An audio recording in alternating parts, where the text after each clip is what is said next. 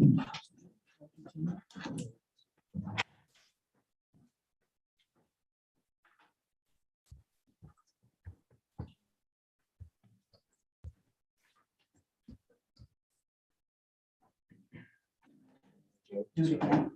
All right. Good evening, everyone. This is the Corporation of the Township of South Algonquin Special Council meeting in regards to the public meeting required for the official plan review on Wednesday, August 17th, 2022 at 6 p.m. So I call the meeting to order at, I can't see the time, Brian. That's still 6? Okay, thank you. At 6 o'clock. And we'll have roll call. Mayor Dumont, Here. Councillor Collins, Here. Councillor Florent, Here. Councillor Harper, Here. Councillor Bongo, Here. Councillor Shella sends his regrets, Councillor Rodnick. Here. Thank you very much. We're at agenda item number 3, our land acknowledgement. We acknowledge that on the unceded traditional territory of the Algonquin Anishinaabe people, specifically the Madawaska-Carini people of the Madawaska River.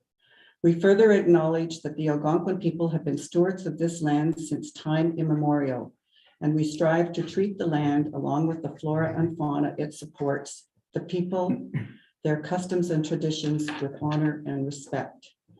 Today, this area is home to people of all walks of life, and we acknowledge the shared opportunities and responsibilities to live, work, and survive within this beautiful territory. Chimigwech, all my relations.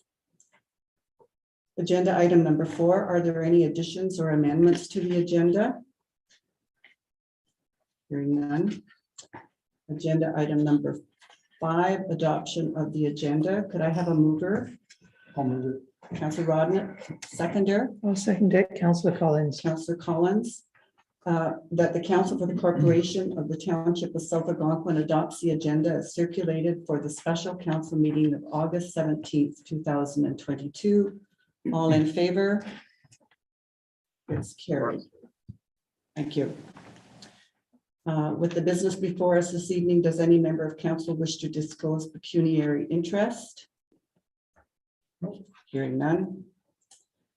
Agenda item number 7, the public meeting for the official plan review. We have with us this evening Anthony Homick, a senior planner from JP2G Consultants Incorporated, who will make the presentation. I believe people have all received a copy of the presentation. At this point, I'd also like to acknowledge that Tracy Cannon, our planning and building administrator, is the staff lead on the official plan review. So thank you, Tracy, for your work to date. Very much appreciated. So Anthony, I would hand the floor over to you, if you don't mind. Thank you. Absolutely. Excuse me. Thank you very much, Mayor Dumas and members of council for having me here this evening. As mentioned, my name is Anthony Homick, and I'm a senior planner with JP2G Consultants, and I'm here tonight from Pembroke.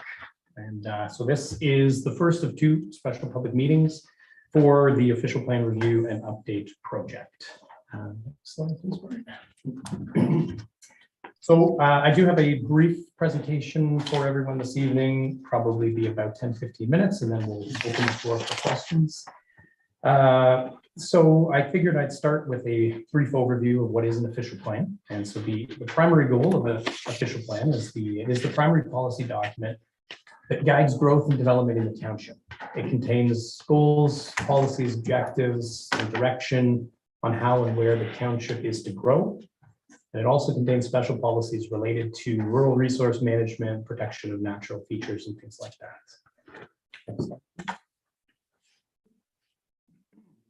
The official plan also addresses broad land use and development issues in the township to the year 2032. And that was the current official plan was adopted by council in 2012 and was ultimately approved by the Ministry of Municipal Affairs and Housing, or the MMAH, in 2014. So when the plan was prepared in 2012, it was using a 20-year time horizon to 2032. Next slide, please, Brian. So the main question that many people may be asking this evening is why update the official plan? So there are a few key reasons that we have to update the official plan. First and foremost, it represents an opportunity to reflect the community vision for the municipality.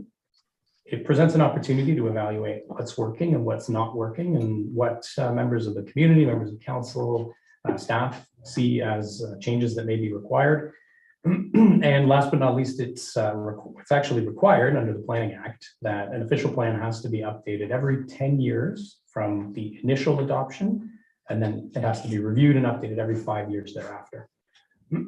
And so key among those updates is conformity with provincial regulations. So the most important being the provincial policy statement. And the provincial policy statement has actually been updated twice since the official plan was passed in 2012. There was a provincial policy statement update in 2014, and then again recently in 2020. And there has also been some rather sweeping legislation from the provincial government under Bill 108, Bill 109, that have also introduced new changes to the Planning Act that need to be complied with in the official plan update. So the purpose of the special meetings is to begin the public consultation on possible changes that may be required to the official plan. This is early days. This is very much in the infancy of this review. This is the beginning of a long road to an official plan update. And this meeting and really all throughout the process, but this is an early opportunity for the public to get engaged and to provide comments that should be considered through the process. But it's very important to note that public consultation, public comments, engagement is encouraged throughout the entirety of the process. And I would encourage the word to get out as much as possible, and to have as much robust public engagement as possible.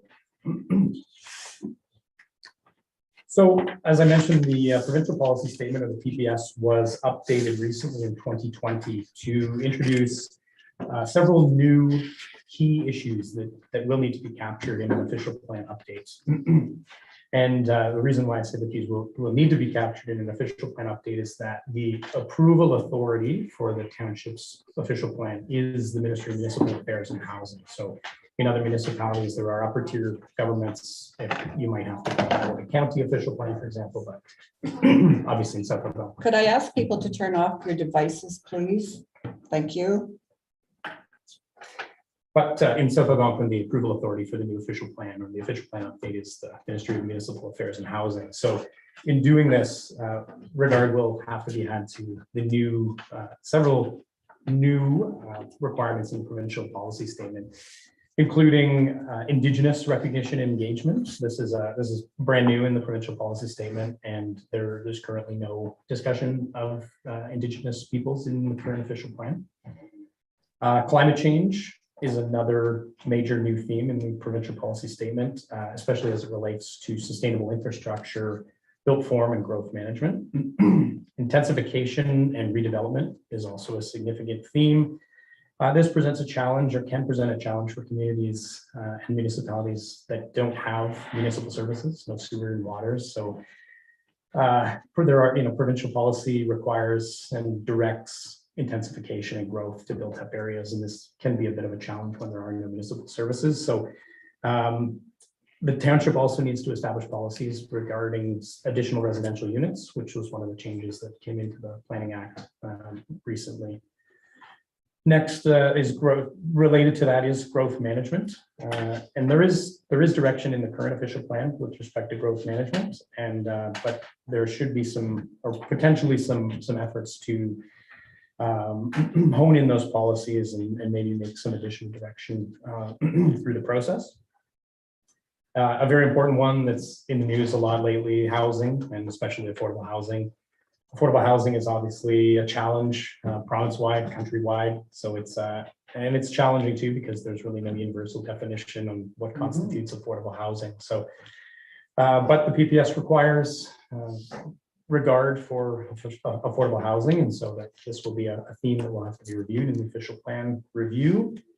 Another new theme in the provincial policy statement is emergency management, emergency preparedness for, and this kind of ties to climate change as well. Increased severity of storms, increased frequency of storms, and that sort of thing, and being prepared for those. And some of the other issues that will and could be looked at. And these are, I should say, too, this list is not final and it's not exhaustive, but these are some of the initial items that my colleague Forbes, who is not available this evening, but my colleague Forbes and I have identified at this point. So a couple of the other issues that are on the table, including economic diversification, was discussed in the PPS as well now. And I think there's an opportunity possibly for the municipality to broaden policies with respect to economic development and diversification of the economic base in the township. A theme that's obviously very relevant and important in this township is waterfront development and redevelopment. As I mentioned a little bit with respect to intensification and redevelopment is servicing policies. So there are servicing policies and there's a servicing hierarchy in the provincial policy statement that will need to be reviewed. Open space, parks, recreation, an opportunity to perhaps expand policies in the official plan to encourage more open space, recreation, that sort of thing. Hazard lands, there is good discussion in the current official plan about hazard lands with respect to excuse me, slope stability, flooding, things like that. But the provincial policy statement requires review of that. Natural heritage resources, so aggregates, forestry obviously is a huge part of South Algonquin. Resource mapping, so some of that stuff will also find its way onto maps. And I do have it on the next slide, but it's worth mentioning here, or further in the presentation, but worth mentioning here that when we discuss resource mapping, one of the most important aspects of this review and update project is updated mapping. The schedules right now, schedules A, B, and C in the official plan are 10 years old and are not in perhaps the greatest level of detail. So one of the things that would be ideal to come out of this process would be that better mapping that's at a better level of detail, which would make it easier for staff and councillors and residents alike all to interpret and find their property a whole lot easier. And lastly, one of the other issues that needs to be addressed through the official plan review are general housekeeping updates. And these are things like reflecting current ministry titles and things like that that seem to change quite a bit. So this slide is just an overview of the process. So this review process kicked off in June 2022. And as Mayor Dumas mentioned, Tracy has been the staff lead on this. So we had a meeting with Tracy and Brian in June to kick off the process. Obviously, we're here in August at the special public meetings. Throughout the month of August, we will be also, there will be consultation with agencies, including a dozen plus ministries and the Algonquins of Ontario and other stakeholders and rights holders groups, local business communities, cottagers associations, perhaps things like that. We will also be conducting staff interviews and interviews with councillors to get a better understanding of how they see the official plan working and direction for possible changes. In September, the goal is to present what's called the issues and options report. So we will take all of the feedback that's gathered from the public to date, all of the feedback from council and staff, and we'll work that into the report that will provide some options to council with respect to next steps. And sometimes that involves sort of scoping a direction for key policy things to be looked at. Sometimes that could turn the process into a two-step process where you could break the updates into certain phases. You can do a phased approach, or you could do it all at once. So the issues and options report will present those sorts of things. We will probably start in the end of 2022, but bleeding into 2023 will then be the draft official plan amendment that will be presented to council for consideration. And at that point, there will be further public consultation, further consultation with agencies and other partners in the community. Be public open houses, likely multiple public open houses. And then the last step in the process is an update to the official plan, which would be brought in by council through a final official plan amendment. And then that would get sent on, as I noted, to the Ministry of Municipal Affairs for ultimate approval, and then the township would have a new official plan. So as I mentioned, there is a screenshot of the Schedule A for the township. So the goal is to update the schedules and something that is much more user friendly.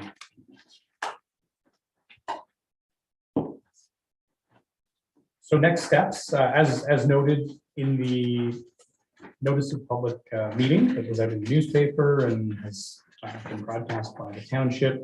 This formal public consultation for this part of the process is scheduled to conclude on August 26th, and then we'll then put together the issues and options report.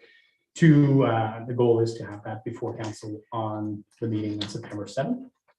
And then, as noted, the draft official plan amendment will come to council sometime in 2023. I guess I'll turn it back to council at this point to handle questions. But thank you very much. Thank you very much, Anthony. And we will take questions from individuals in the room, and Anthony and Tracy will answer questions that are coming forward. I would respectfully ask if you don't mind saying your name before you put your question forward, just so we can keep track of, I know we're recording this, but it just would be good so people that are maybe in our audience would know who's asking the questions as well. So if I can also say, anybody that's online on Zoom, if they just want to raise their hand within their system, if they would have a question or a comment. good. All right. So are there any, Joe, go ahead, Councillor Florent. As a councillor that was sitting at this table when we did the official plan, we submitted that plan, I think, 3 times before it was approved, because what we wanted wasn't what the government of Ontario allowed. Is that still the case? Can we make changes, or it doesn't matter what we do, the province is going to tell us what we can do? Through the chair, it is a bit of a negotiation with the province, and it still likely will take some back and forth with the province. Can't speak for what they're going to say we can or cannot do, but yeah, it's as I mentioned, it took 2 years to have the last one approved by the MMAH. So I don't want to say it's going to take 2 years again, but it will certainly be a back and forth process with the ministry. Okay, because one of the biggest problems that's came up with the Committee of Adjustment when we're doing severances is the minimum lot size. And it's just not practical at all. It's way too large. In one part of the official plan, they want people to settle and build in the urban areas. But yet we're constricted by the minimum lot size. It's impossible. There are no existing lots that are as big as what our minimum lot size is. Right. So it's contradictory, and people get really upset when their neighbor can do one thing and they can't do the same thing. So if there's anything in this official plan that I'd like to see changed, it's that.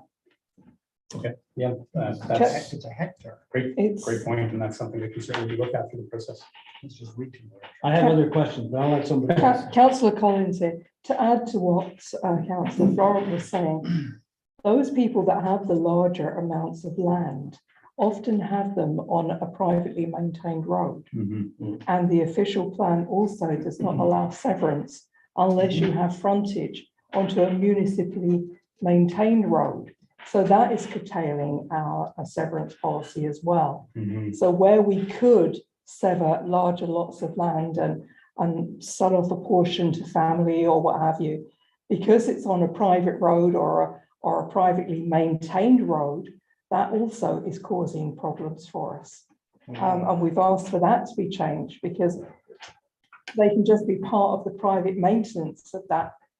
Whoever purchases the severed lot can join into the private maintenance of that road. We wanted to have the municipally maintained road portion removed, and I know that one was something that went backwards and forwards.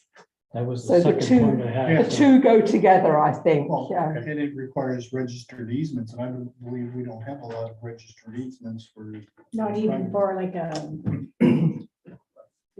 in order to have a severance, you need to have frontage on a township maintained road. Right. Not even an easement. An easement would be the way to go Mm. to do that. Well, that's what I'm saying. Yeah. We don't have it for the waterfront properties that have lands that cross ministry land. The thing is, with Yeah, easements that's a are, problem too, easements is are, cross-crown. Yeah. easements are usually granted on private. And most of our lanes are on crown land. That's right. How do we get that? I know one individual who has 2 land use permits, one with the Ministry of Natural Resources and another one with Parks Ontario, because it goes through a little bit of both. Actually, the main road is in the park, like the municipal road is in the park. So how can you get to it without going on park property? And it's often on private lanes and private roads are the larger lots of land that would quite easily and be happily be severed and everyone still have a lot of space. But because of the municipally maintained road part of it, it creates a problem. So I would like that reviewed most definitely. Sure, yeah. Hi, I could just add a few things if that's okay. It's Joan Kuyak. And when I was reading, that was one question I actually had for Joe, was what was the size for a lot within the towns? It was very specific in the plan about lot size or required size for lakefront, but nothing for just a normal plot of land that somebody wanted to sell within the municipality itself. So it's not that specific. So then I asked for the bylaws, which unfortunately I haven't been able to look at due to illness, but not sure if it is specifically within the bylaw itself. So it is lacking if it isn't. There's no size for those that are in towns. I believe, Joan, that we actually state a hectare. Really? In the official plan, to create, for the creation of new lots, all lots, doesn't matter if it's within the urban area or rural, they have to be 1 hectare. Okay, well then obviously that needs some looking at for other reasons than just what's already been stated. Is there anything else, Joan? Sorry. Yeah, I was away and then came home with COVID. Isn't that nice? No, I think the other things will probably come up, but we were, obviously the town is abuzz about Airbnbs and then for that to be maybe more specific from a definition of that. Bed and breakfast is what it was stated within the plan, I believe. And that has a different meaning than the rental properties in which you can, obviously rent and use. Yeah, Bill Rodnick, the B&B issue is, one of the things that states in our official plan is the primary use of the building has to be the person's personal residence. Yeah. I think B&Bs are a huge area that have to be looked at, the impact on the community and the resources of the community as well. When you have a building that maybe normally has 1 person in it, but now is rented out for 6 months of the year, the impact on the landfill is significant. That's a change, 1 resident and then continuous use throughout the vacation time period. I will ask other members of council. I'd just like to get a couple of things of mine in here. One of the issues that was a huge issue when we did our last plan was at capacity lakes. And this is still a huge issue to you in our community. There was never any good, there was science that was done many years ago. There hasn't been recent science done. And lakes are the majority of our lakes in our township are identified as at capacity lakes. So that has to be looked at. And I think the MNRF has to be, they have to be more realistic in what they're saying are at capacity lakes, because down the road with the settlement of the land claim, there are going to be more pieces of property coming available on lakes that are already identified as that capacity. So that has to be, and what was the other thing I wanted to mention? That's okay for me. Anyone else from council? And then I would go to the audience as well after council, and we can come back again to council because I know Joe's probably got 4 more things, right, Joe? I only got one major one, and that's the affordable housing thing. I know there's no proper definition of the affordable housing, but when the official plan is talking about housing, is that talking about municipally owned housing? Not necessarily. Typically, official plan goals related to housing would speak to broad goals with respect to providing a diversity of housing types, welcoming multi-unit housing, in addition to municipally owned housing, if the municipality owns any housing. But it's more about diversity of housing types, and secondary units can certainly help with affordability. But no, it's not specific to. You mean secondary units on a single lot? Correct. Yeah. Correct. Yeah. And right now, our official plan doesn't let us do that. Correct.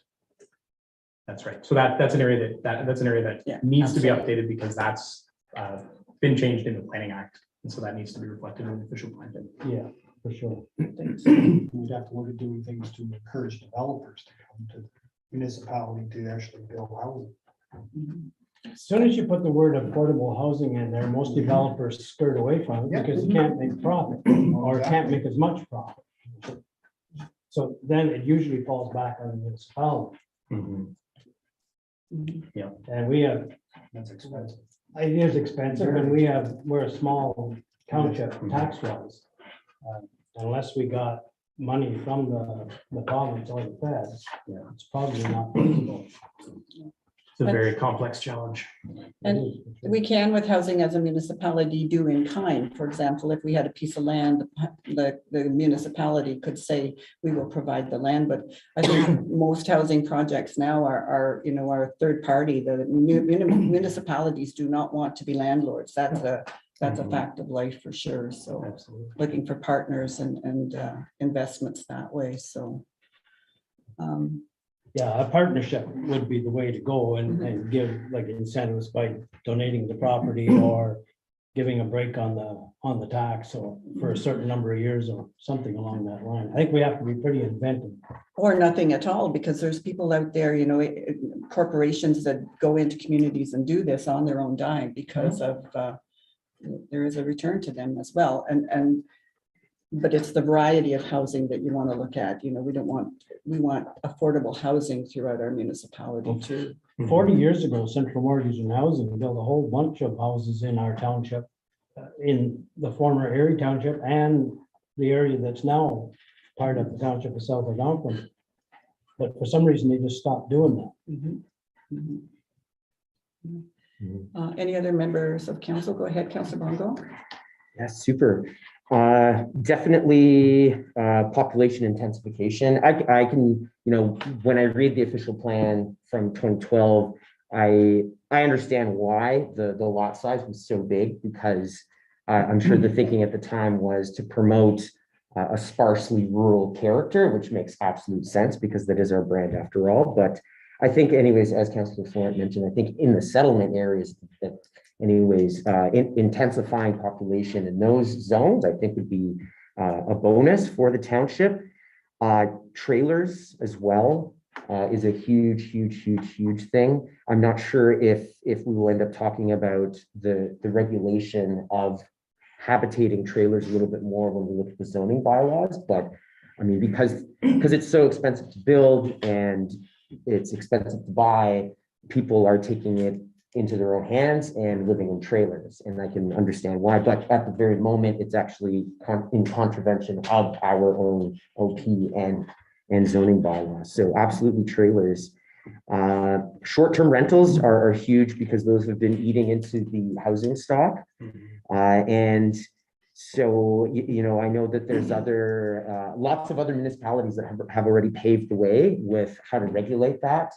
And often it takes a little bit more staff involvement because they actually have to go through who is renting and whether it's you're allowed 30 days of a year or 60 days of a year. It can be a room in a house, but it needs to be your primary house, things like that. Second, I actually had a resident ask me about building secondary units on a lot. So yes, that's absolutely another one. And now, as we allow secondary units, that will have to tie back into the short-term rental policy, right? Because we don't want people building secondary units and just having tourists in them, Yeah. right? Yeah. So if there's somehow our policy can guide that, no, that's going to be long-term residents that are going to be living there. Now, mind you, at the same time, I do support entrepreneurs, and I think and I think people can do some really incredible things with the short-term rental business.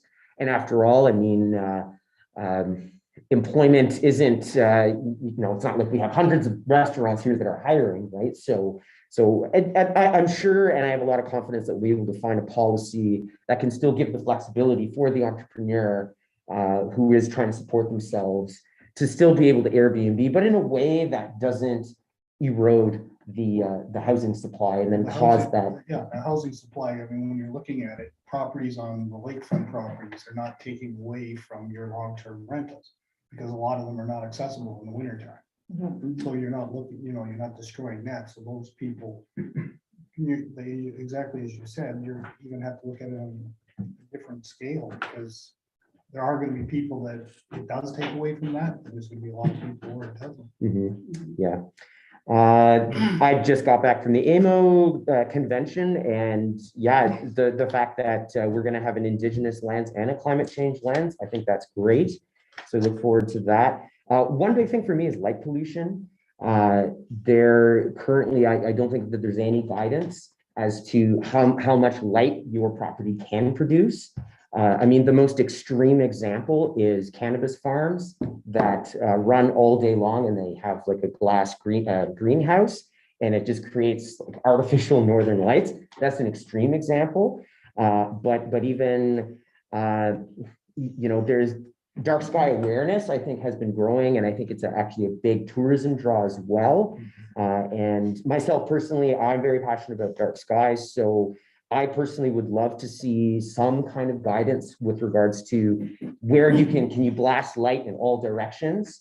There is a little bit, it is discussed very briefly about parking lots on commercial properties, and lighting is not supposed to go a certain distance or something like that. But that's one thing. And then, yeah, just some policy to ensure that we get a full spectrum of housing. So not just expensive homes, but homes that could accommodate, your lower income class, like all the classes. And that's at AMO anyways, that's what they talked about was if you're going to try to spur some kind of housing supply, then to really make sure that it's not just mansions that is only attainable for a certain class. And I think if I made a discussion of minimum lot size really ties into that. Yeah, for sure. And I think that's all for me. If anything else comes up. I did have one last question, and that is, so I know that the public engagement period ends on August 26th.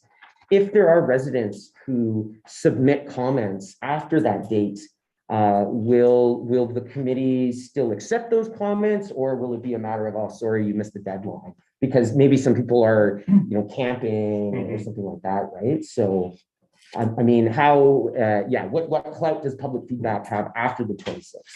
So leading up to the 26th, 27th, the idea is that comments from the public up until that point will be able to be incorporated into the issues and options report. Typically, there would be an appendix attached to the issues and options report where we summarize all of the comments from the public. And so it's basically encouraging public comments so that they can be captured formally in the issues and options report. But that said, the opportunity is there throughout the process for engagement from the public.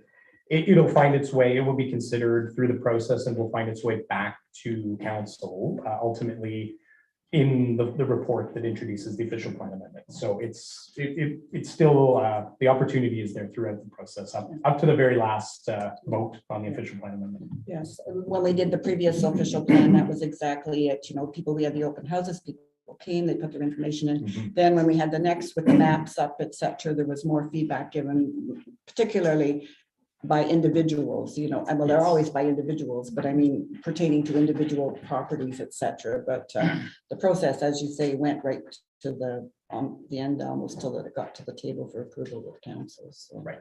Tracy, did you want to say something? No, I was gonna Okay, agree with you. okay.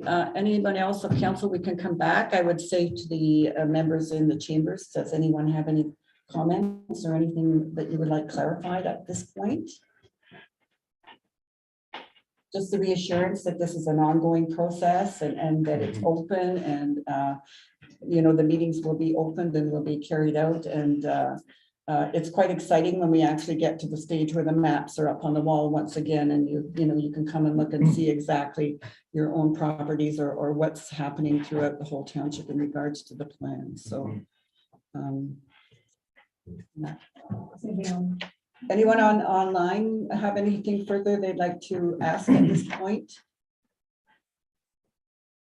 Okay, all right. Shaking now. Okay. Anyone, Councillor Bongo? Yeah, just two other things and directly related to citizens approaching me with concerns. The other one was noise. I don't think that there's any noise regulation at all, for better or for worse. But this one, I mean, if we are in fact growing, which I think there is evidence to support that, with more population comes potentially more noise, and especially if we're densifying, that could also open up the justification for at least considering something with regards to that. And then the other public engagement feedback that I received was about it. I mean, I talked to staff about this one, and staff advised that it is a civic matter. If, say, for example, trees or vegetation begins encroaching on another neighbor's lawn, I was advised that that is strictly a civic matter, but I'm not sure if there are any municipal tools at all to help alleviate that kind of stuff. At the very least, I felt an obligation just to ask it here at this forum, if there is any guidance with regards to, what is there anything that the OP needs or the ZBL needs to talk about with when, somebody's natural assets are then encroaching on somebody else's or anything like that. So, if I could. yeah, please. The noise is certainly something that wouldn't typically be dealt with in official plan. That would be dealt with through a noise bylaw. Totally. That's a fairly standard Yeah. bylaw that a lot of municipalities have in place. Lots of examples out there of noise bylaws. Go ahead. No, you go ahead. And then I was just going to say on the vegetation, I would say that really is a a civil matter. Super. From an official plan perspective, it would just be policies about like protecting vegetation and having more of it. So, Super. No, I'm just spilling my guts here and just trying to absorb everything. So. Absolutely. The other thing, I thank you for bringing that up. It spurred a thought. Riparian edge and importance of that, and the integrity of the riparian edge. And I think, you know, people are purchasing properties. I'm thinking cottagers coming to the area. They're used to having, you know, their monster boathouse where there is not any riparian edge that's left. By the riparian edge, that's natural growth around the edge of the waterfront, et cetera, cannot be changed or filled in, etc. So I would really be grateful if there's somewhere in this plan that we can make that very strong, because it has to start with the municipality and then it goes beyond. We have no jurisdiction really over the riparian edge, but there are government agencies that do. And I think a commitment in our official plan to that, I think would be a very strong benefit to our community for sure. Sure, that's certainly something that can be included in official plan. Good. Okay, great. And the other thing, again, too, you know, you see a lot out there in the larger lakes in the Muskokas. Now they have those great big container things, like, you know, the empty containers clustering together on the lake, making an island. And people, you know, come and stay there, and they dock them. Oh, it's amazing. You look up at on the Muskokas, and they've got pods of these things that go and go down a lake and anchor one, and then they build their pod out from the one that's anchored at the lake. Wow. It's amazing. It's quite amazing, and it affects the ambience of the lake. It affects the, you know, our integrity. My pride in South Algonquin is You know, people come here because it's natural, it's beautiful. Well, then when you come, look at it and leave it as it was when you came. And you know, that's my, for South Algonquin, I think in my mind, that's the overriding vision I have. You know, what is it? Take only memories, leave only footprints. That's important in my mind. And people come here because we still have dark skies and beautiful nature right up to the waterfront, etc. But anyway. Joe, do you have something? Yes, I just wanted to add to what Jane is saying. I think we can all say that the last couple of years, we've seen an influx of more tourists, and not just during the summer months, but during all seasons. And that does take a toll on our natural beauty that we do have in this area. And, you know, as you said earlier, Jane, even our waste management is being taxed at the best of times during the summer. It probably has nothing to do with the official plan, but I think we have to be aware that this is going to be our new norm, in that we're going to be busy. We're going to become the Huntsville of the Muskokas. Huntsville now has already been engulfed, and I think we are seeing that now. Sorry, Reggie, I didn't mean to cut you off. What's that? I didn't mean to cut you off when I went to Joe. Oh, no, that's fine. Yeah, no, I just, you know, I know that has nothing to do with the official plan, but I think we need to be aware that things are going to change. Mhm. Well, hopefully for the better, or hopefully maintaining what attracts people here, if we as a community, you know, are committed to that. So go ahead, Sandra. I'm not sure this is, Councillor Collins here. I'm not sure this is part of the official plan, but I feel quite strongly about it. I'm not adverse against trailers. I'm not adverse against camping, but black water and grey water going into our land, which ultimately is going into our lakes and our rivers, is causing quite a lot of eutrophication. There's quite a lot of evidence that there is fecal matter going into our lakes. And I think we need to be very cognizant of this if we look for expansion and diversity of housing, that we actually take care of the sanitation side of things as well. All of the phosphates in washing up water, shower gels, etc., that even just grey water going into the land is causing issues. And there are definitely flora that has never been there on the beaches before appearing, so showing us that we are actually polluting our water course, most definitely. It's just my personal thoughts. I trailered myself. I had a travel trailer myself, and I was very cognizant of where my waste went. And I think I'm not sure if it can be incorporated in the plan, but I think it is very important for the natural beauty of South Algonquin, most definitely. Thank you. Just listening to a few of these things, are these mandates not, like, are they not mandated, the requirements by an environmental assessment? Like, I mean, an environmental assessment should be done on any land use stuff, which would really put together what you can and can't do, because we shouldn't have that. We shouldn't have sewers that lead right into the Madawaska River. Like, there's a bunch of things that an environment, we shouldn't be filling in wetlands, any kind of amphibian stuff. So the species at risks, you know, all of these acts should come in. So I'm not seeing any acts or environmental assessments in this strategy. So I'm just curious. And with the mapping, like traditional ecological knowledge, I mean, it has to be incorporated onto that. Something else with that land use survey for Indigenous also, because that's, you know, been going on for a long time, but, and also traditional ecological knowledge from non-First Nations too. So just that, but I don't see any environmental assessment stuff. So I'm hearing a lot of stuff that shouldn't be happening. Right. So DFO has very clear rules, environmental assessment, the Species at Risk Act, all these acts should be paramount for land use. No, good points, and I guess I can speak to some of that. Is that the environmental assessment regulations typically only do relate to larger projects and municipal projects. You mentioned sewers. So that's a bit of a challenge, like individual trailers wouldn't necessarily be captured by an environmental assessment, but and the other challenge is enforcement. It's a lot of those regulations are out there.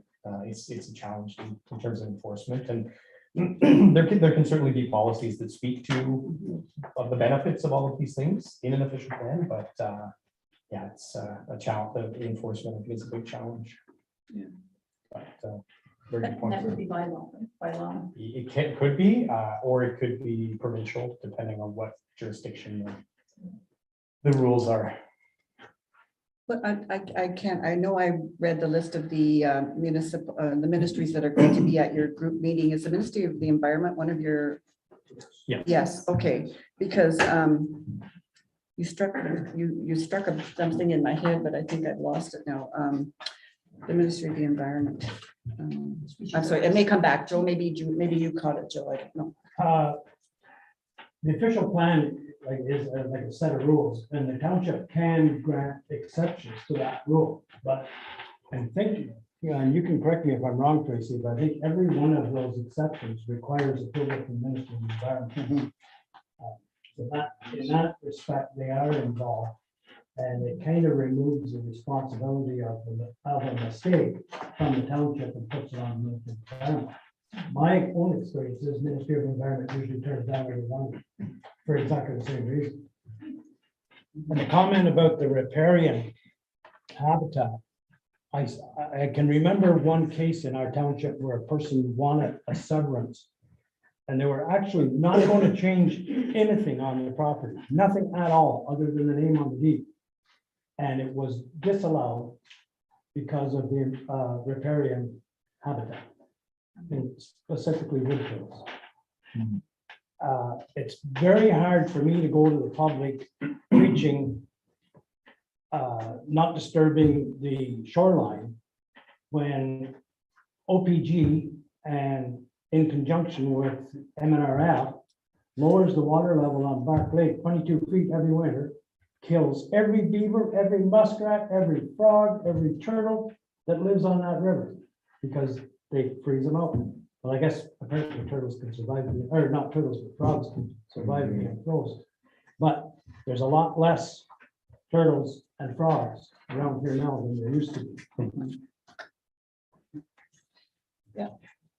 But you know, I mean, we keep hammering them on that stuff too, but I mean. I know, and the alternative isn't accessible either, because if they didn't lower the water, we would have uncontrolled flooding. Absolutely. So it's yeah. it's a Yeah. catch-22. Yeah, yeah.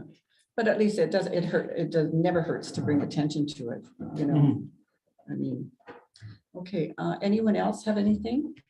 Ethel? Just a quick comment and question, I guess. You talk about the key new PPS requirements, and I'm making an assumption here, but when you said these are new requirements, I'm assuming that there will be something brought down by the ministry to guide the township in how to proceed with these.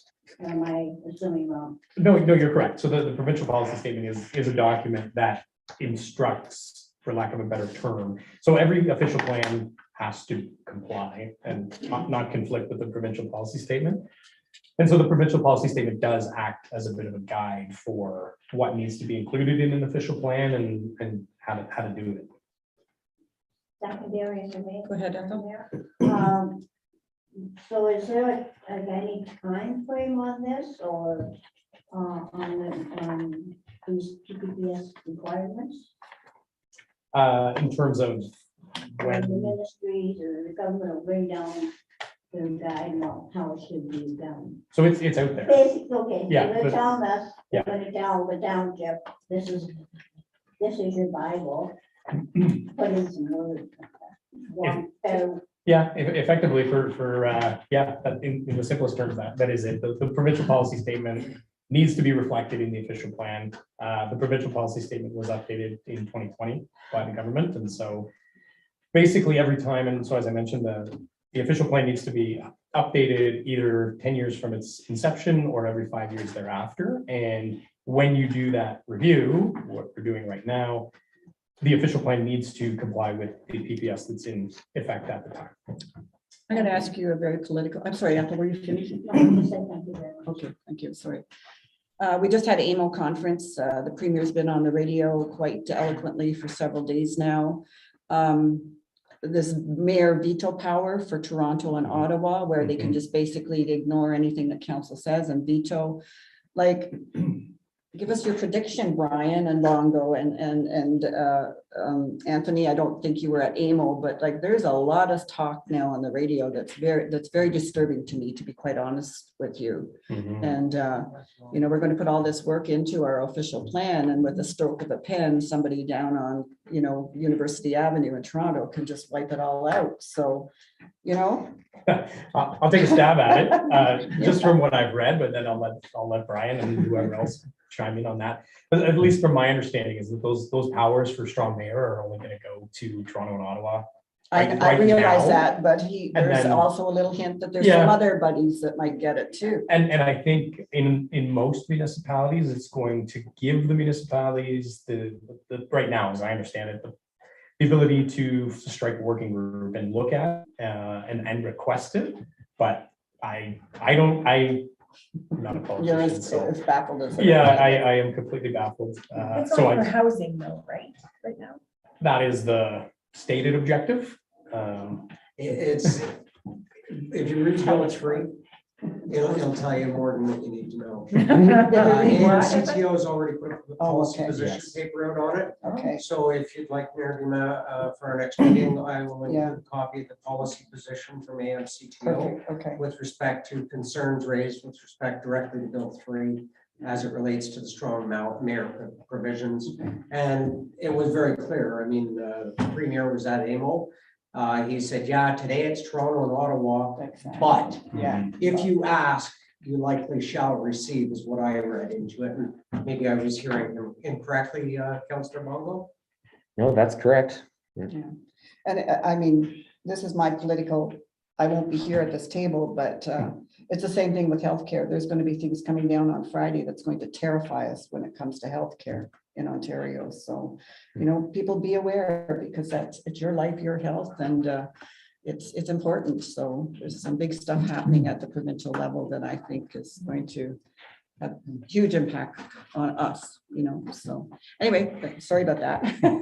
Anybody else have anything that you'd like to bring forward? Again, reassuring people this is a process and we will go through it, but I think there's been really good discussion here this evening and some really good, you know, good information provided back to us from AMO and excellent questions from everyone. And you know, talk to council members if you wish, or you know, myself or whatever, or go through Tracy, or give us your feedback, please, because what we do here is for the next 10 years in South Algonquin, and we'd all maybe like to be able to say we had an impact on that, and it's still as beautiful and as it is now.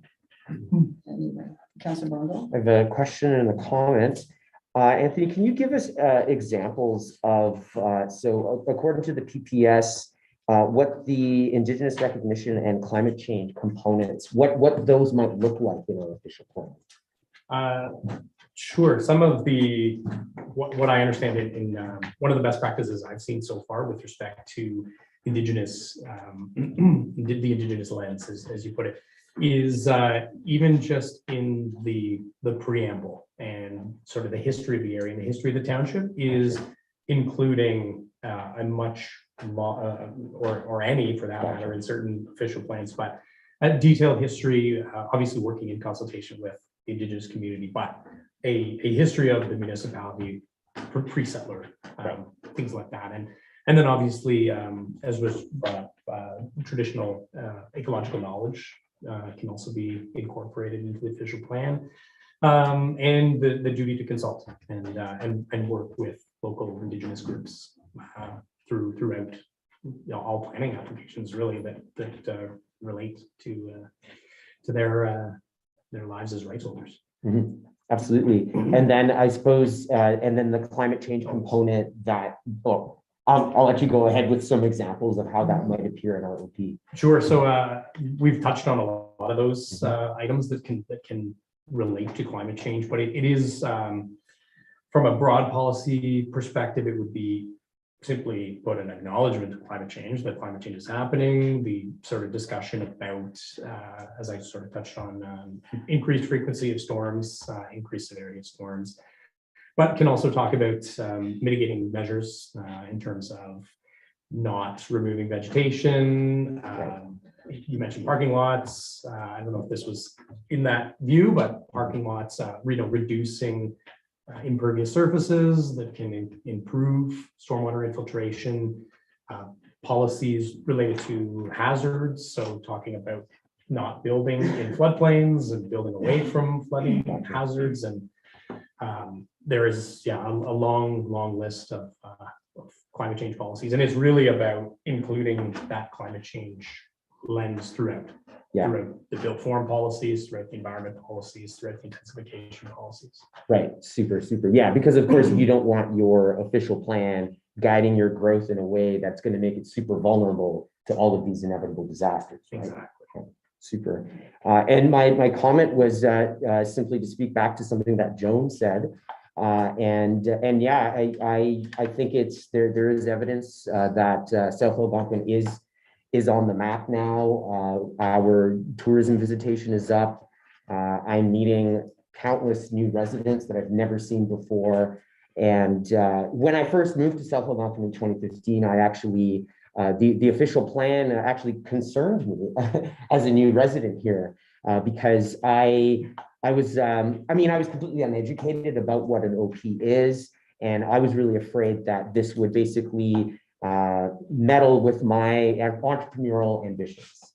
But through educating myself and getting involved with the consultations, what I realized was, you know what, this is actually a really important document because us humans, we don't necessarily agree on everything, but there is so much value to having a ledger or just a guide that basically we somehow all agree to this guide and then we build according to that because that's based on all the consultation and the brand vision of what our future is going to be. So it gives me a lot of confidence, despite these trends these growth trends. And oh my goodness, does this mean that it's going to feel like Muskoka here? And I definitely don't want that. I think our brand is completely different from that. But I really feel that our official plan will make us the unique South Algonquin township that we all want to be. So I'm just very excited to be here, part of the process, and I think it's amazing to see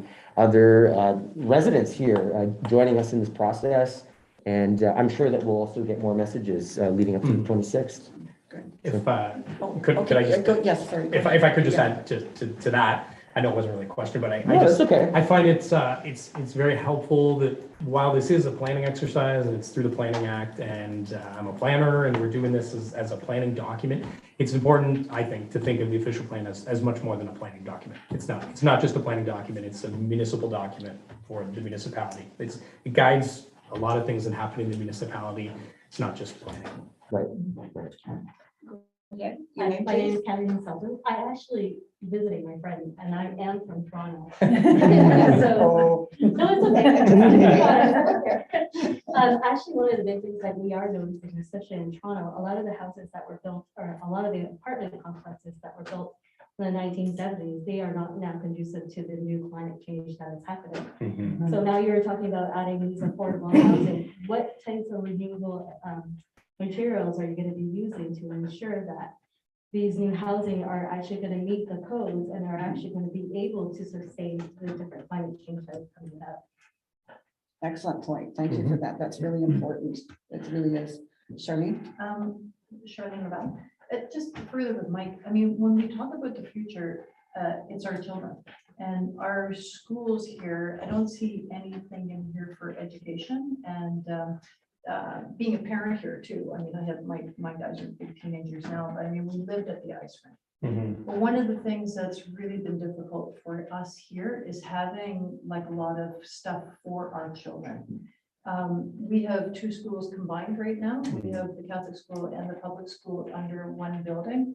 I'm just wondering in here, we don't address education and opportunities for young people. So there's a lot of stuff here that's very tourism oriented. environmental, which I'm very much about. But I just don't see, building opportunities for us as the community members, children especially growing up here. Okay. So, Thank you. Excellent. I would like to make one more comment, well, two, and then we'll wrap this up. But I'm very pleased to see in the new guidelines that emergency management is in there. And I remember when I first came on council, and we have an excellent staff member, Brian Ackney, who is our disaster preparedness coordinator. And we do tabletops every year. You do your tabletop exercise so that you're prepared, et cetera, et cetera. And I think one of the first ones he did was tornadoes.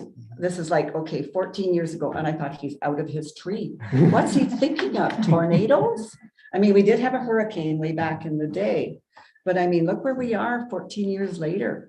Tornadoes could come through at any point in time, The other thing I'd like to just quickly mention and in regards to previous councils and this council around the table, when the Algonquins of Ontario land claim became more active, and that happened, I think, just when I came on council about 14 years ago, it had been percolating sort of along, and then there was energy and it became more in the forefront.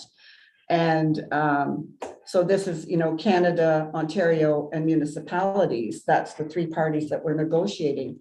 Well, municipalities had no voice whatsoever. And it was South Algonquin that pushed it in Renfrew County that actually municipalities had a voice. We had a representative that was representing us. I had never been to any of the municipality tables within the area. So, and we worked at it. So we were the first municipality within the area of the Algonquin land claim that invited the Algonquins of Ontario to our municipal table and sat down with them. And if you look at this map up here with the dark outline around the green, that's the land claim in South Algonquin. And some of those are not all the parcels, but the biggest parcel and the red parcels, and then there's all individual parcels in there. We have a book in there that is this thick, and each one of those parcels have an idea what the Algonquins of Ontario would like to do with them. They came to our table, they sat at our table. We had who was here, Joe? 4-hour meeting. We went through every parcel in South Algonquin, and they talked to us about what they were thinking of doing. Now they're saying this is going to go forward, this can change, and it has changed. But we were the only municipality that had them at our table and went through each one of those parcels very respectively. And I mean, we've got memory around this table. We've got Joe Florent, we've got Dave Harper, we have Richard Shella. I used to laugh. These guys were all in forestry in different areas. And I said, Dave Harper would mark the tree out in Madawaska. Richard Shalla would see it, and Joe Florent at the mill would cut it up and make it into lumber. And that's the knowledge base we had around this table when we went through that plan. And I'm being funny, but I'm being very respectful of those individuals and the respect that we had. We had the chief negotiator at our table. We had our local representatives, and we've got a good relationship with them. And South Algonquin stood out. We had a meeting in Madawaska at our new center, and it was packed. People from all over Northern Ontario and the area came because finally a municipality was getting answers from the municipal representative that was sitting at the table with the negotiators. So that's your council that did this for you, back through those days. So I think in this plan, there's that history too, and I mean, it's a plan, but there's some history there and some really strong relationships that have been formed within our community, and that respect of all is there, and that respect for the land, the integrity of the land and is there for sure. And we've learned a lot personally on this journey and these dialogues that we've had. So thank you. Sorry, I just have so much to say. I didn't know that. I didn't know I was going to have so much to say till I got here. One of the things that's, sorry, and I love that. I'm just going to jump to a completely different topic. That's fine. Yeah. So one of the things too that I don't see in here, so we talk about always increasing in people. There's a whole bunch of diversity. With diversity and all kinds of strangers come in at different crime rates. So I'm not seeing policing in here. I'm also always thinking, because I teach at the schools here too, is that there's not a crosswalk. I don't know if this is the forum for that, but I'm just gonna throw it out, so it's there. There's not a crosswalk between the school and the community. And we see people flying through this town, and not a lot of police presence. So I'm not quite sure what the ratio of all these new people coming in. And somebody said here, and I never even thought about it before, but like there's a very much increase in the garbage that's going to the dump with all kinds of extra tourism and stuff like that. The boat launch is a big one too. Like I know as a community member, it's really hard for us sometimes to get parking for boats or for like trailers and stuff like that. And, you know, I mean, we're the taxpayers and we can't get into that boat launch sometimes. So I kind of made a suggestion, maybe put some like painted lines out there to put some parking for people, but they get gridlock in there because we have an access point for Algonquin Park there. But we are not the park right here, right? I mean, that's the park up there where the line is. So, you know, just a couple of things like that. So where does that overlap for citizens and tourism, where it becomes a little bit of a conflict like at the boat launch and garbage disposal? Who's paying for all that extra garbage from, you know, campers coming in and stuff? So there could be some better partnerships there, I think, that people would not be not happy. But policing is a big one for me. With this increase in people, are we getting an increase in police presence? So that's. Yeah, that, so. unfortunately, that isn't. You know where that would come in, Planners you know where that would come planning in is with the community safety and well-being plan, and we've got a really good one, and I think those are points that we can, and, you know, take back to that, because that's that whole relationship of all the agencies that work together for the safety of the individuals in our community. And I hear what you're saying, because the kids from school come down and cross right at the bottom of the hill coming into Whitney, and it's frightening, you're right, so. Yeah. And so, but what I can mention to that is that the official plan can certainly contain policies that promote safe, active transportation, things like that. So can set the goal for the municipality at a very broad level that the community wants to be a safe place for pedestrians to get from point A to point B, and that could then come out, be implemented through funding, through council for crosswalks and things like that. So it can be captured as a high level goal, but not typically something that would be included in an official plan, but yeah, but certainly language that can speak to that safety, community safety. Yeah. Charmaine, if I could just mention the boat launch. I believe it. No, we understand it's a problem.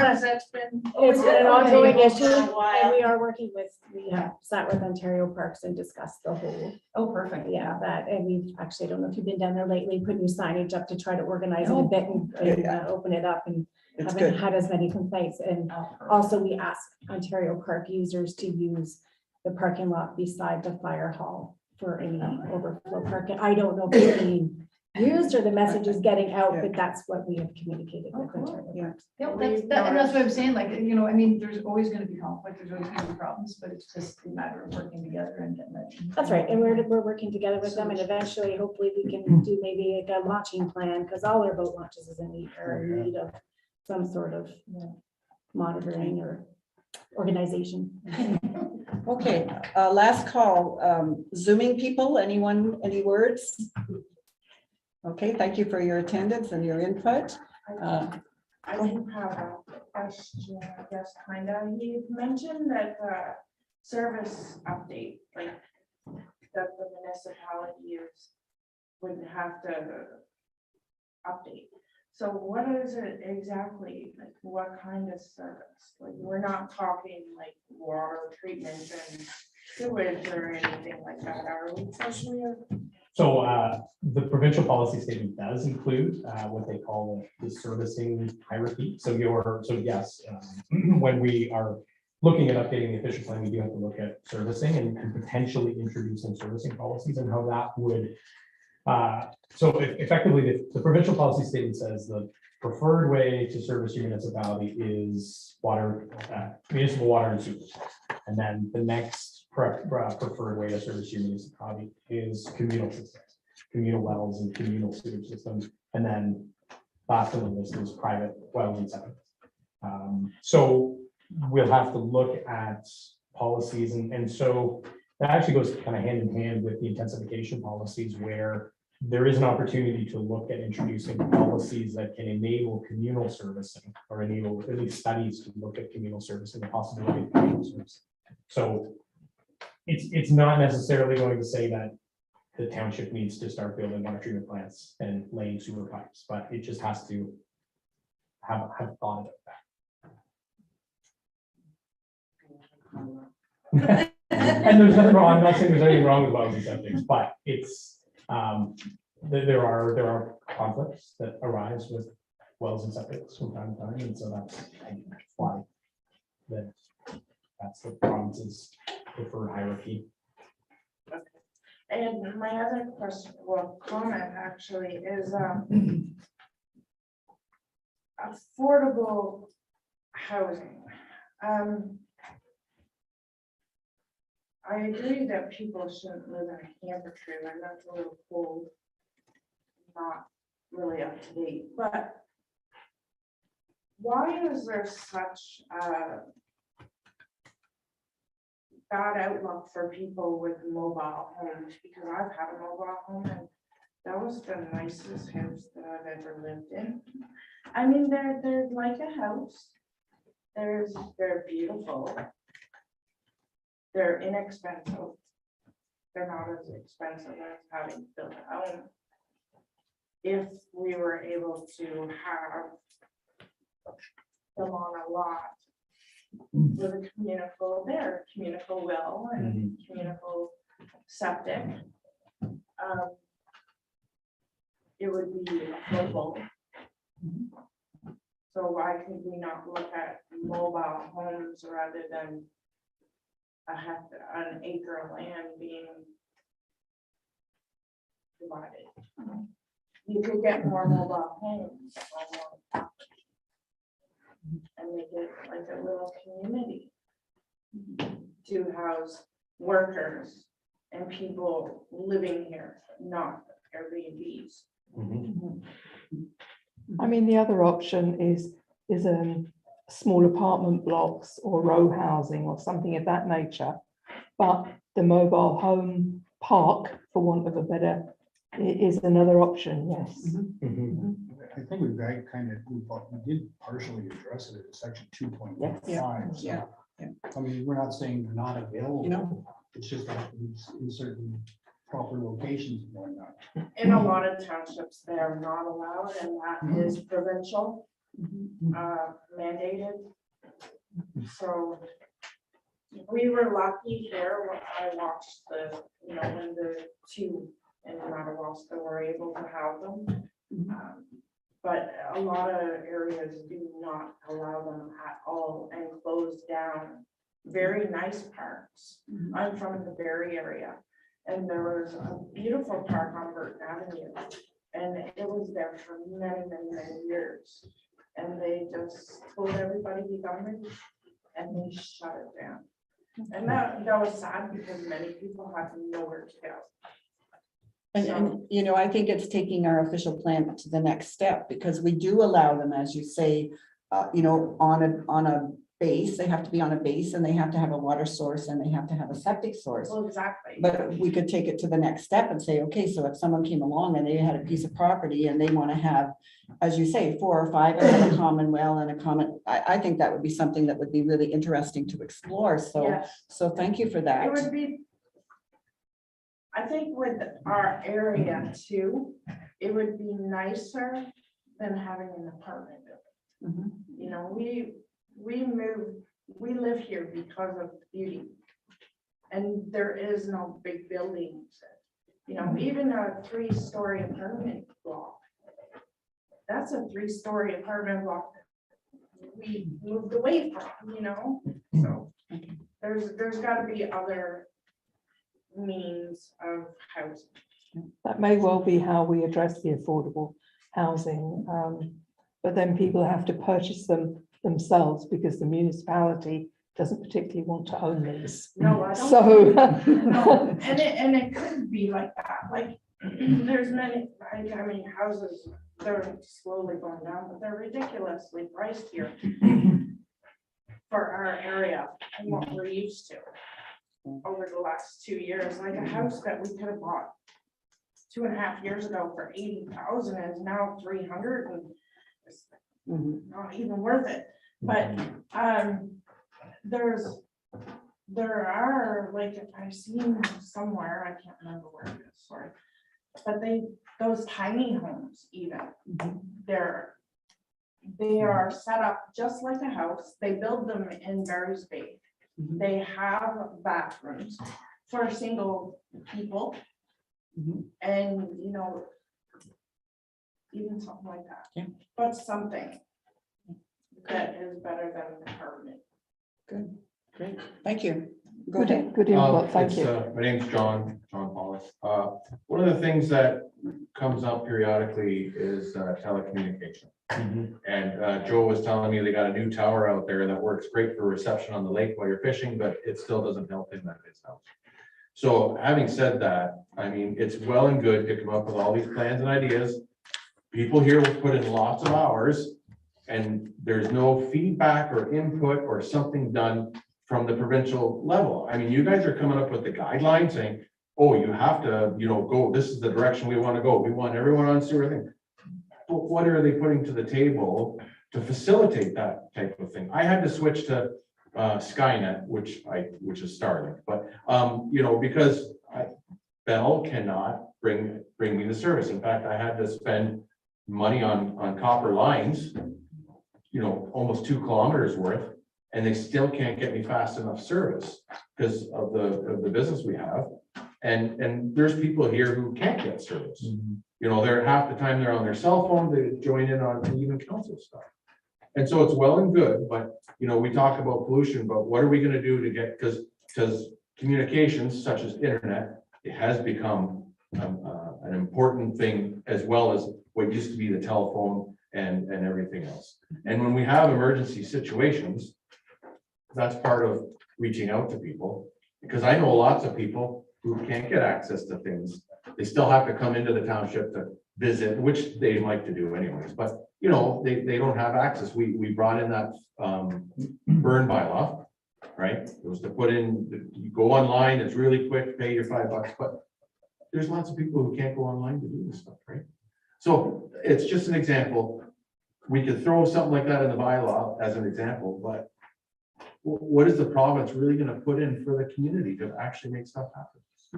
What, to say you like communal septics or wells, I've seen them go bad. What is the province going to do to back that up? Where's their feet in the sand for that type of communication? And when people bring things forward, there was a lot of stuff brought forward last time that went with, yeah, sure, good idea, came to the end, it wasn't there, not even remotely. There was lots of people who were left in the cold, and it had to go into other avenues to facilitate things being brought forward properly. So what's to ensure that the average person here, when they bring their concerns forward, that it's actually going to be looked at properly? Nothing. Well, I can assure you that all comments that come from the public will be looked at, will be taken seriously, absolutely. Certain things that, with all due respect, telecommunications, internet service is not something that's included in the official plan. But Telecommunicating, there's people who live up here who telecommunicate, right? totally, That's the next level. We even talk about our population. Councillor Bongo said something about it's on the growth. I don't think it's growing yet. In fact, I think we're probably at the lowest we've ever been, unless something's changed since the last census. We're the lowest that we've ever been in this township. In fact, we've lost a restaurant. We've lost all kinds of stuff here because we don't have enough people to facilitate these things. We don't have enough people to work at the mill. We don't have enough people to work at all these side jobs. It's going to help out when we come up with better planning for tiny homes or whatever we can do to get a greater amount of people on the footprint. But I mean, that was discussed last time. And it never really went forward. If I could, just a quick comment, and then I'm going to wrap it up. But The census information is available, and we are with the District of Nipissing Social Services Board, and you're absolutely right. We are an aging population in this township and in Northern Ontario, and we aren't even replacing ourselves in our families. So what's happening and what they're saying is the future is that we have to encourage the inclusion and the movement of people from other countries into our country, into our communities, because we will not have the workforce. And I mean, you know, just look in your own families, we're not replacing ourselves. So, and we're aging very significantly. So that will be the future for sure. Just last comment. Yeah, it is. It's just one of our greatest exports. And my wife has said it many times, our greatest export is our kids. We're shipping them out, right? Because they're all going out to jobs out everywhere else. They're working on the roads. They're going off to universities. And I mean, they are coming back, right? Because they inherit the family land, they inherit, you know, and hopefully we got to keep those people in mind. We got to make it easier for them to come back. We got to make it, but I agree. Anyways, thanks for. And telecommunication is very, very important. I think It's a human right, actually, to be able to connect with the rest of the world. And I think the federal government actually listed it as part of their human rights program to make sure that everyone is I connected think to we a need to decent include it, speed. and even if it's just we're gonna put it as a box this time. I think the it next time needs to comes go in. around, it's got some teeth. I think Yeah. it needs to be part of the plan. Well, it's good to have a definitely. plan, but if one of the basic requirements of communication are a huge hurdle to your plan, then your plan isn't going to come to fruition as it should. So, okay. All right. I think I'm going to call it unless there's a really urgent comment that someone has to make on the phone. All right. So we're at agenda item number 8, and that's the bylaw. Let's see here. So could I have a mover for this? Councilor Rodnick, seconder, Councilor Bongo. This is a bylaw to, this is the one I've got here. I'm sorry, I'm a little bit blind here, so. Yeah, that the bylaw, so it was moved by Councilor, who was that? Bill Rodnick, and seconded by Councilor Bongo. That bylaw 2022-715 being a bylaw to confirm the proceedings of council be read a first and second time and be deemed read a second time. All in favor? And I need a mover for the next bylaw. I'll move it. Councilor Florence, seconded by second it. Councilor Collins. And that's a bylaw 2022-715 being a bylaw to confirm the proceedings of council and be deemed read a third time. Any discussion? Hearing none. And passed. All in favor? Is carried. And we're at agenda item number 9. Usually at home when I'm doing this on Zoom, I can take my glasses off and read. I have my glasses on and I can't read. So anyway, could I have a mover for the adjournment? Bill, seconded by Bongo, Councillor Bongo, that the Council for the Corporation of the Township of South Algonquin adjourns the special council meeting of August 17th, 2022 at 7:22. All in favor? Carried. Thank you. The meeting is adjourned. Thank you very much for our guests, our city guests. Thank you very much. Thanks to the online people very much. Take care.